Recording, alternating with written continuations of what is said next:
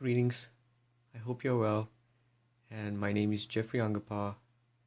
Today I'm going to narrate the first chapter of my book, Attack on Shadowkeep. Well, Attack on Shadowkeep follows straight after the previous book, The Enchanted Shield. And, it's somewhat different in a way, but it carries on the story of the main characters.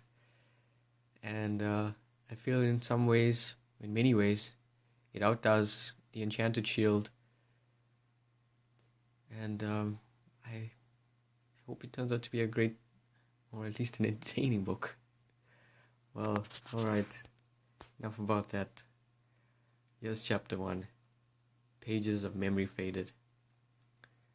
After our return from Mrs. Rosewood's, all was well for a time, but before long, I think after a few days, odd things began happening to Rochelle and me, or rather I should say, something odd, instead of many odd things.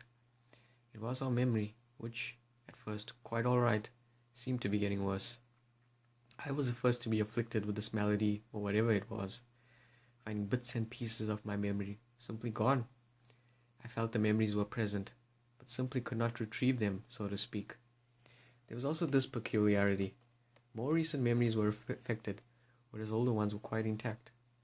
However, this loss of memory appeared to be seeping more and more into the older ones over time.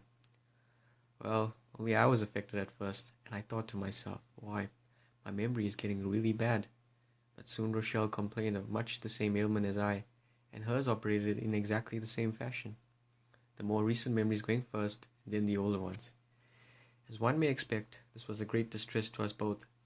It was as if there were large gaps in our mind. Things we once knew, but now simply could not recollect, while sensing our memories were still there somehow. No one else in our family appeared to be affected by this odd species of illness, and indeed, if it was only myself, I should not have bothered too much about it and have ascribed it to age, even though I had yet to reach 30 winters. But Rochelle, who was a small child, displaying the same symptoms, we began to think that there was more to it than met the eye. Could others in our town be showing the same illness? Upon inquiry, there was no trace of such a thing, except for, "It comes with the age, lad, it comes with the age." Could it be the season? Perhaps, but after much thought, Rochelle and I discredited that explanation, seeing how peculiar this mode of memory loss was. It was not long before this question struck us. Might it not have something to do with Mrs. Rosewood and the uncanny adventure through time?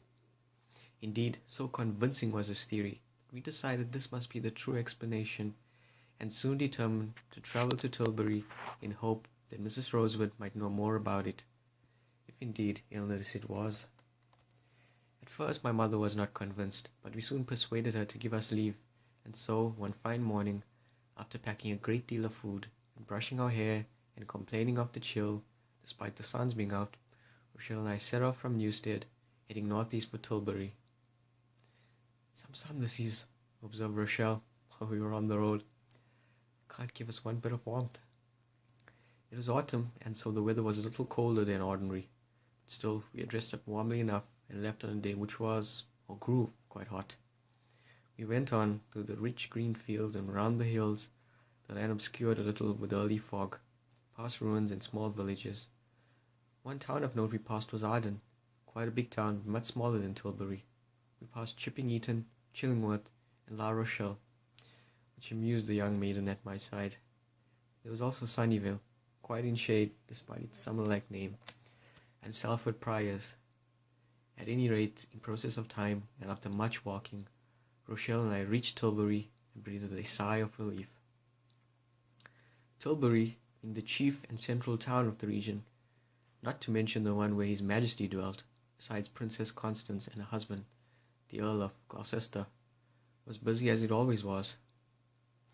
Making our way to the gate and town square, which was drenched in an atmosphere of the loudest sound, but which Rochelle and I found quite pleasant, besides all the people and all the sights, we went on, and at length got to Scholars Lane, and drew up before Mrs. Rosewood's bookshop, books from olden times down to the present, which looked just as we had left it a few days ago. But after entering the shop, we soon discovered that our quest was not yet at an end. "Greetings," said a young man whom we had not seen before, but appeared quite glad to see us enter the shop. How do you do? Welcome to Mrs. Rosewood's Books from Olden Times, the best books in all of Tilbury, or your money back. May I be of service to you? Not many folk frequent the shop. Nowadays folks seem to be taken up with a new crop of up-to-date books, now that everyone's a writer, that have sprung up like weeds across the realm. Up-to-date indeed. Everyone's a scribbler these days, casting together their miserable stories with much aid from how-to guides. But I tell you, friends, they don't even know the difference between a comma and a semicolon, character and sentiment. They've got a deplorable idiom to boot. Our old books have fallen into neglect. But I see I've been rambling on and on. How can I help you? Ahmed, sir, said I. Hello, said Rochelle. Sir, said I, walking up to the counter. May we speak with Mrs. Rosewood? My name's Geoffrey, and I'm from Newstead. And she knows us, Mrs. Rosewood does. Unfortunately, said he, Mr. and Mrs. Rosewood are out of town. They're off to Chillingworth and won't be back for a while. I'm one of her relatives, a nephew, actually. And while they're gone, we're looking after the bookshop. I see you are dismayed. Was it important? Yes, sir, said I. It was quite important.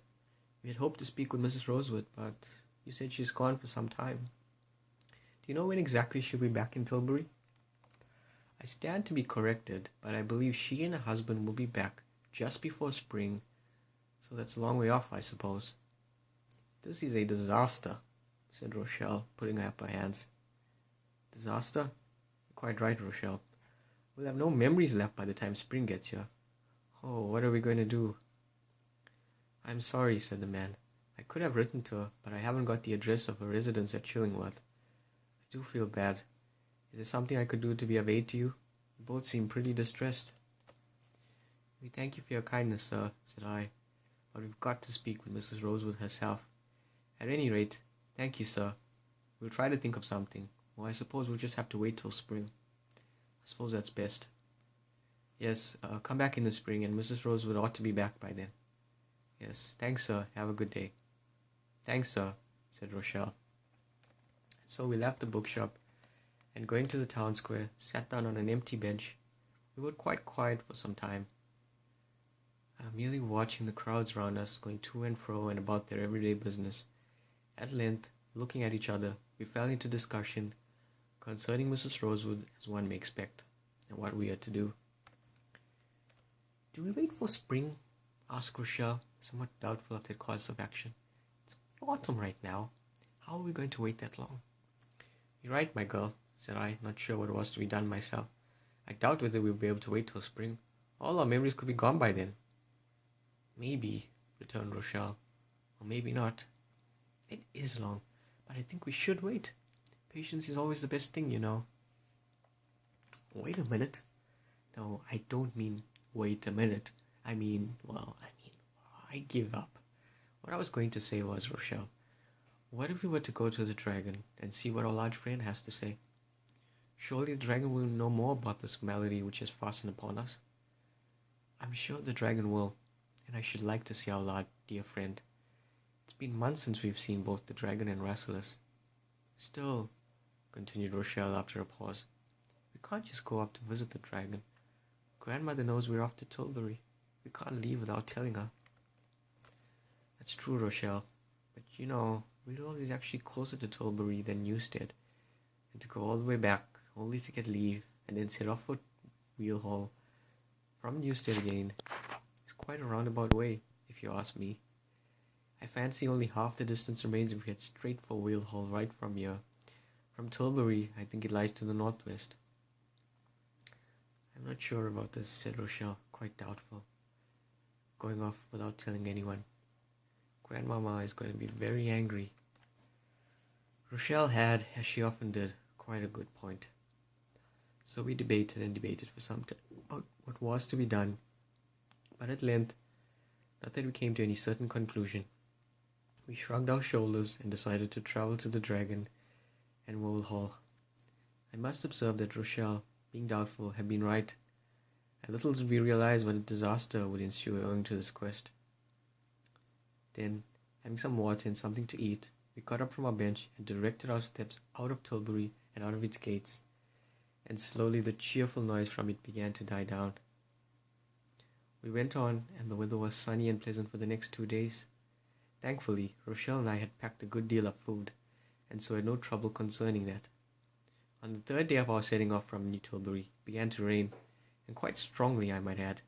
So much so that we got a little soaked, the rain starting all of a sudden, without much sign of darkening skies or the report of thunder. We took shelter, and after a few hours it ceased, and the sun and birds came out again as if nothing had happened.